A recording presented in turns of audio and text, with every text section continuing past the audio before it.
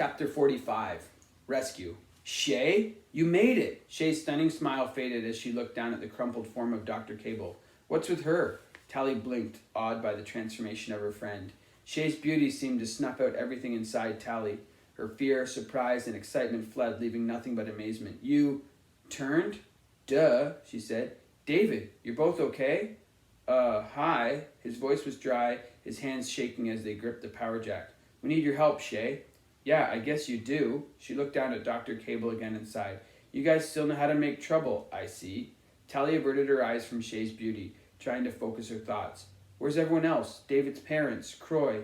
Right in here. Shay gestured over her shoulder. All locked up. Dr. C has been totally bogus to us. Keep her here, David said. He pushed past Shay and through the door. Tally saw a row of small doors inside the long room, each with a tiny window set in it. Shay beamed at her. I'm so glad you're all right, Tally. The thought of you all alone in the wild? Of course, you weren't alone, were you? Meeting Shay's eyes, Tally was overwhelmed all over again. What did they do to you? Shay smiled. Besides the obvious? Yeah, I mean, no. Tally shook her head, not knowing how to ask Shay if she was brain damaged. Are any of the rest of them pretty? No. I got to be first, because I made the most trouble. You should have seen me kicking and biting, Shay chuckled. They forced you? Yeah, Dr. C can be a major pain. It's kind of a relief, though. Tally swallowed. A relief? Yeah, I hated this place. The only reason I'm here is that Dr. C wanted me to come by and talk to the Smokies. You live in New Pretty Town? Tally said softly.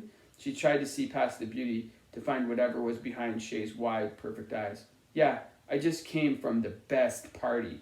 Tally finally heard how slurred Shay's words were. She was drunk. Maybe that was why she was acting so strangely.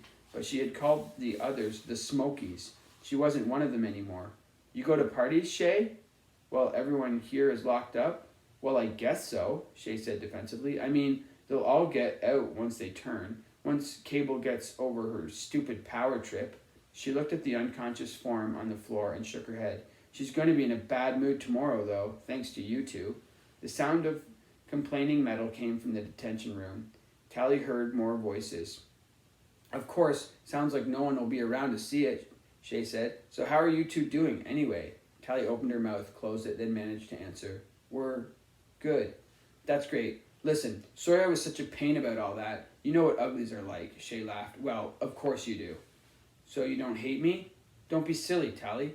I'm glad to hear that. Of course, Shay's blessing was meaningless. It wasn't forgiveness, just brain damage. You did me a big favor getting me out of that smoke place. You can't really believe that, Shay. What do you mean? How could you change your mind so quickly? Shay laughed. It took exactly one hot shower to change my mind. She reached out and touched Tally's hair, tangled and knotted from 2 weeks of camping out and riding all day. Speaking of showers, you are a total mess. Tally blinked. Hot tears were forcing themselves into her eyes. Shay had wanted so much to keep her own face, to live on her own terms outside the city, but that desire had been extinguished. I didn't mean to betray you, she said softly. Shay glanced over her shoulder, then turned back and smiled. He doesn't know that you are working for Dr. C, does he? Don't worry, Tally, she whispered, putting one elegant finger to her lips. Your ugly little secret is safe with me. Tally swallowed, wondering if Shay had found out the whole story. Maybe Dr. Cable had told them all what she'd done. A buzzing sound came from beside Dr. Cable on the work table she had been carrying. A request light blinked with an incoming call. Tally picked up the tablet and handed it to Shay. Talk to them. Shay winked, pushed a button, and said, Hey, it's me, Shay. No, I'm sorry Dr. Cable's busy. Doing what? Well, it's complicated. She muted the device. Shouldn't you be rescuing people or something, Tally? This is the point of this little trick, right? You'll stay here? Duh. This looks bubbly. Just because I'm pretty doesn't mean I'm totally boring. Tally brushed past her and into the room. 2 doors had been ripped open. David's mother and another Smoky freed. The two were dressed in orange jumpsuits with stunned and sleepy looks on their faces. David was working another door, his power jack thrust into a small slot at floor level. Tally saw Croy's face peering wide-eyed through one of the tiny windows and planted her power jack under his door. It wind to life and the thick metal screeched as it bent upward. David, they know something's up, she called. Okay, we're almost done here. Her jack had wrenched a small gap in the metal, not big enough. Tally reset the tool and the metal groaned again. Her days of pulling up railroad ties soon paid off. The jack tearing a hole the size of a doggy door. Croy's arms appeared, then his head, his jumpsuit ripping on jagged spurs of metal as he wriggled. Maddie grabbed his hands and pulled him through. That's everyone who's left, she said. Let's go. What about Dad? David cried. We can't help him. Maddie ran into the hall. Tally and David shared an anxious look and followed. Maddie was dashing down the hall toward the elevator, dragging Shay by the wrist behind her. Shay stabbed the tablet's talk button and said, Wait a second, I think she's just coming back now. Hold, please. She giggled and muted the device again. Bring Cable, Maddie called. We need her. Mom. David ran after her. Tally looked at Croy, then down at Dr. Cable's crumpled form. Croy nodded and they each took a wrist, dragging the woman along the slick floor at a trot, Tally's grippy shoes squealing.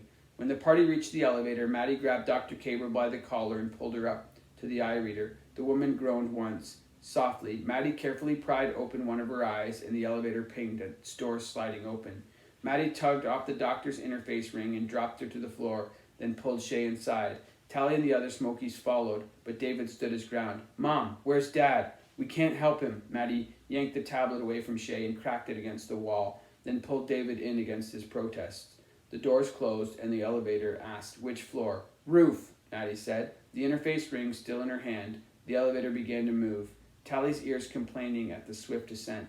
What's our escape plan? Maddie snapped. The glazed look was completely gone from her eyes, as if she'd gone to sleep last night expecting to be rescued this morning. Hoverboards, Tally managed to answer. 4 of them. Realizing that she hadn't done so yet, Tally adjusted her crash bracelets to call them in.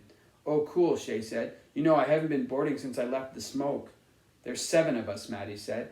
Tally, you take Shay, Asterix and ride, double up. Croy, you go alone and throw them off the track. David, I'll ride with you. Mom, pleaded David. If he's pretty, can't you cure him, or at least try? Your father's not pretty, David, she answered softly. He's dead.